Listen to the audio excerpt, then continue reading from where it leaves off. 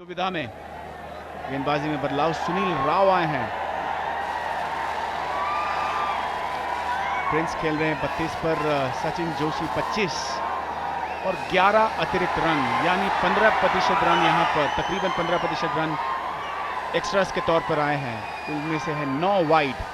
तो ये एक मसला रहा है सभी टीमों को लिए। हमने देखा है इस टूर्नामेंट की, हमने देखा है दिलीप वेंकटेश्वर बैटिंग कंसल्टेंट है तेलुगु वॉरियर्स के। तो मेरा कहीं ना कहीं मानना है बाकी जो सारी टीमें हैं किसी बॉलर को नियुक्त कर सकती है जो कि बॉलिंग कंसल्टेंसी करे, और उनकी कोच हवा में था, लेकिन कोई दिक्कत नहीं यहाँ पर।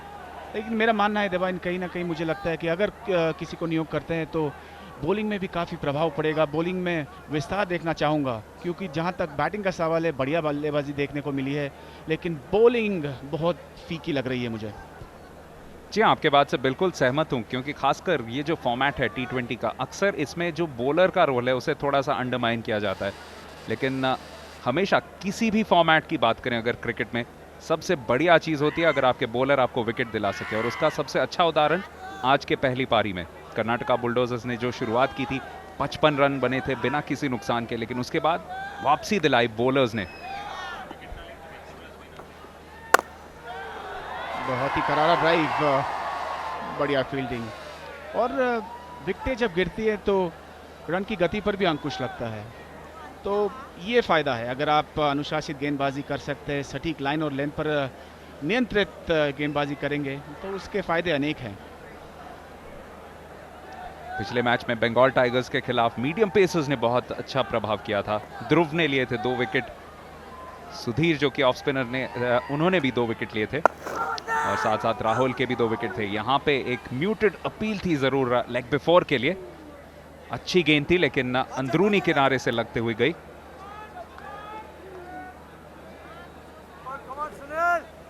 फिलहाल अच्छा ओवर चलता हुआ सुनील का, सिर्फ 3 गेंदों पर 3 रन, हर गेंद पे 1 सिंगल। ज़रूरी रन रेट अभी भी 8.5 के आसपास है, कुछ खास नहीं। जिस तरह से रवैया रहा इस टूर्नामेंट का, ओहो एक हाथ से, ओहो क्या टाइमिंग हुआ। सबसे सुरक्षित जगह अगर फील्ड में कोई भी हो तो वो है गेंदबाज के पीछे। लॉन्ग ऑफ लॉन्ग ऑन दोनों तैनात किए गए थे, लेकिन बिल्कुल तीर की तरह सीधा मारा ये शॉट और 4 रन अर्जित कर लिए। और उनके बैटिंग पार्टनर साथ साथ सचिन जोशी, उनका जो रिएक्शन था वो देखते ही बनता था। ऐसे ही बता रहे थे कि आपने कमाल कर दिया, क्या बेहतरीन शॉट था आपका, एक हाथ से बड़ी आसानी से। ये उस शहर में है जहां पे कई ऐसे बल्लेबाज बने हैं जिन्होंने बल्लेबाजी को बहुत एफर्टलेस दिखाया, और ये उतना ही एफर्टलेस था। कुल मिला के 9 चौके और 1 छक्का इस पारी में लग चुके हैं, और सिर्फ 7वां ओवर चल रहा है। तेलुगु वॉरियर्स बड़ी तेजी से अग्रसर हो रही है उस लक्ष्य की ओर। अभी भी 112 रन चाहिए। दिलीप वेंकटेश्वर के कितने खुश है, और क्यों ना हो। बिग ब्रदर फाउंडेशन में आप डोनेशन अगर देखें तो 1000 रुपये प्रति रन, और इस पारी में तेलुगु वॉरियर्स ने 76,000 का कंट्रीब्यूशन कर दिया है अब तक। स्क्रीन पे अभी आपने देखा थोड़े से चिंतित अशोक खेनी, जो कि ओनर है या ओनर हैं कर्नाटका बुलडोजर्स के, और इसको देख के बिल्कुल खुश नहीं होंगे। फिर से वाइड का इशारा होगा, 5 रन मिलेंगे। बहुत बहुत ज्यादा अतिरिक्त रन जा रहे हैं वाइड से। आखिरी गेंद थी ओवर की, और जिस अनुशासन के बारे में हम लोग चर्चा कर रहे थे उसी का नमूना, अनुशासन की कमियां फिर से देखने को मिली, और ये बहुत ही घातक साबित होगा कर्नाटका बुलडोजर्स के लिए।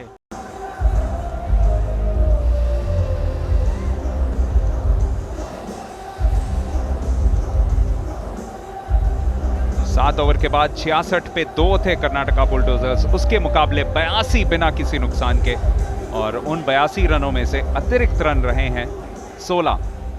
तो बिल्कुल अच्छी अनुशासित गेंदबाजी नहीं कर पाए हैं कर्नाटका बुलडोजर्स, लेकिन कोई क्रेडिट हम नहीं छीन सकते, खासकर सचिन और प्रिंस ने जिस तरीके से बल्लेबाजी किया। देवांग, बल्लेबाजी में अनुशासन देखने को मिला है, और बड़ी आसानी से रन बन रहे हैं। देखिए कोई जोखिम नहीं ले रहे हैं, इंतज़ार कर रहे हैं सही गेंदों का, और जब भी खराब गेंदबाजी होती है तब उसका भरपूर फायदा लेते हुए, और यहाँ पर गेंदबाजी में बदलाव, राहुल आए हैं।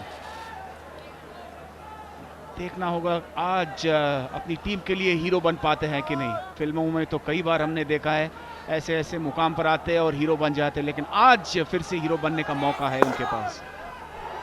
और वो जब बल्लेबाजी कर रहे थे तब उन्हें आउट किया था सचिन जोशी ने एक बेहतरीन रिटर्न कैच के साथ, और तब पूरा रुख बदल गया था पारी का।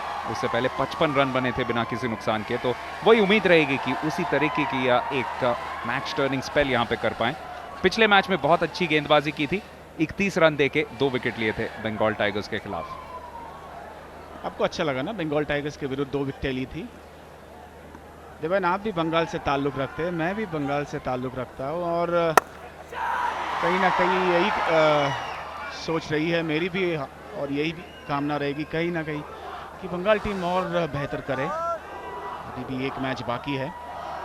और एक दिलचस्प चीज़ है इस पूरे triple x energy drink CCL powered by Parle 2020 cookies के बारे में कि 8 में से 4 टीमें दक्षिण भारत से, उनमें से 3 सेमीफाइनल्स में आ चुकी हैं, और चौथी भी जो है केरला स्ट्राइकर्स, जो आज के दूसरे मुकाबले में खेलेगी यहाँ पे हैदराबाद में, वो भी बहुत मजबूत टीम है। तो आपको ये भी बताता है, बहुत अच्छी गेंद, कि एक स्पोर्टिंग कल्चर जो है साउथ ऑफ इंडिया में, वो बहुत बड़ी चीज़ है। इसे एम्यूलेट करना बहुत ज़रूरी है पूरे भारत को। बिल्कुल, और ये खेल जितना लोकप्रिय है सभी जानते हैं, लेकिन आपने जिस प्रथा के बारे में कहा कि साउथ में खास तौर पर खेल को काफ़ी प्राथमिकता दी जाती है। स्वीप करना चाहते थे, थोड़ा सा जोखिम लिया, लेकिन यहाँ पर गेंदबाज की तारीफ करनी चाहिए। ज़्यादा तेज़ी से गेंदबाजी नहीं कर रहे हैं यहाँ पर, और धीमे से गेंदबाजी कर रहे हैं, चतुराई दिखा रहे हैं, चालाकी से गेंदबाजी कर रहे हैं, और अब तक केवल 2 रन बने हैं इस ओवर में। उस उत्तर और दक्षिण भारत के बीच में जो कंपैरिजन हम कर रहे थे, उसी बारे में एक और चीज कहूंगा। एक और बहुत अच्छी गेंद, यहाँ पे LBW की अपील, और वो विकेट जिसकी तलाश थी। बेहतरीन ओवर यहाँ पे किया है, और राहुल ने अपना बदला चुका लिया है। सचिन जोशी ने उन्हें डिसमिस किया था, और अब पलटवार, और हीरो बन गए। अब तो इस ओवर के शुरुआत में ही हम बात कर रहे थे कि हीरो बनने का मौका, और हीरो बनेंगे कि नहीं है, लेकिन उसका निर्णय तीसरे अंपायर लेंगे। रिव्यू मांगा है, शायद कह रहे कि अपने ग्लव्स में लगी थी। आप बताएं, फर्स्ट रिएक्शन आपका था आउट, लेकिन सबसे अहम होगा ये, जहां तक नो बॉल का सवाल है, बिल्कुल सही सटीक गेंद। अब देखना होगा ग्लव्स के साथ गेंद का संपर्क पहले हुआ था कि नहीं, पैड से लगने से पहले।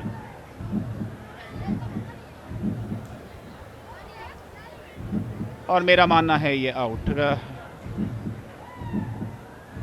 पीछे के पैर में लगा था, और बिल्कुल विकेटों के बीचों बीच पाए गए थे, और ऊंचाई भी अगर हम देखें तो कुछ खास नहीं, इस विकेट में उतना उछाल नहीं है।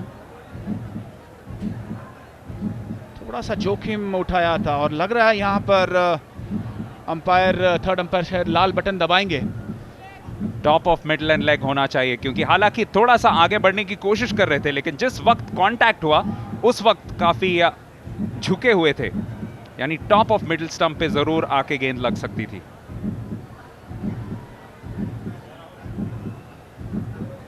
और जब गेंद जा रही थी बल्ले के पास तो कोई आवाज नहीं आया,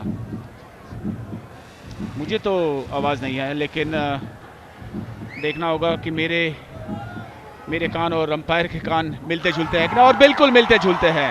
आउट करार दिया गया, और बिल्कुल सही निर्णय। पहला झटका यहां पर लगा। सुनील जोशी माफ कीजिए, सचिन जोशी वापस पेविलियन की ओर सेट थे। 29 बनाए, 84 पर 1।